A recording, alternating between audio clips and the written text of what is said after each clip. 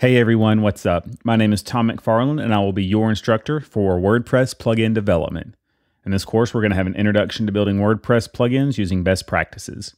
But first, let's talk a little bit about what WordPress is. Straight from the website at wordpress.org, WordPress is web software you can use to create a beautiful website or blog. We like to say that WordPress is both free and priceless at the same time. Currently, it powers an estimated 23% of the web. And note, WordPress is not just for creating blogs. It's also a content management system that can be used to help build entire websites. But it's even more than that. WordPress is extensible through two main channels. These include themes and plugins.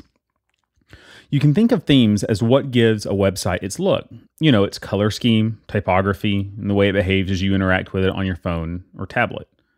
Plugins, on the other hand, introduce new functionality into the site. You can think of them as the way a website functions.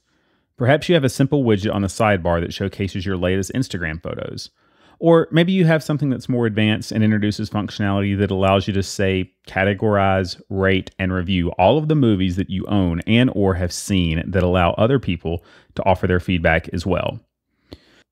In whatever case, plugins offer extended functionality to the core WordPress application. This means that if there is functionality that you need that WordPress does not have, you or a developer can build it and integrate it into your website. Of course, we're not interested in looking at what other developers can offer us. We're interested in learning how to do this ourselves. And that's exactly what this course is about. But first, it's important to understand why plugins matter. WordPress, that is the application itself, is already mature.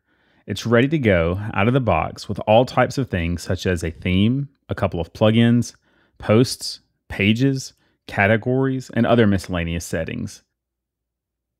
But if you want to, say, keep track of how many visitors you've had, or you want to be able to add images to your comments, then you're going to need plugins to help you achieve that functionality. In short, plugins help us bring additional functionality to WordPress.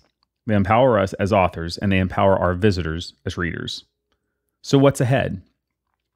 Now more than ever, it is an exciting time to be a part of the WordPress community and the WordPress economy. And now that we've covered this introduction, here's what you can expect from this course.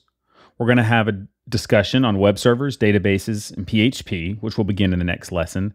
And we're going to set up a local development environment so that we can install WordPress on our local machine. After that, we'll take a look at plugins that are bundled with WordPress so that we can get a feel for what they look like. And then we're going to take a look and have a discussion on the different ways to write a plugin. Additionally, we'll have a discussion on understanding WordPress hooks, which are also known as actions and filters, and we're going to be building our own plugins. So at the end of this course, you should have everything you need to go ahead and jump into writing your own plugins for WordPress. But first, let's go ahead and get started by setting up a local database, web server, PHP, and WordPress. We'll do this starting in the next lesson, and I can't wait to see you there.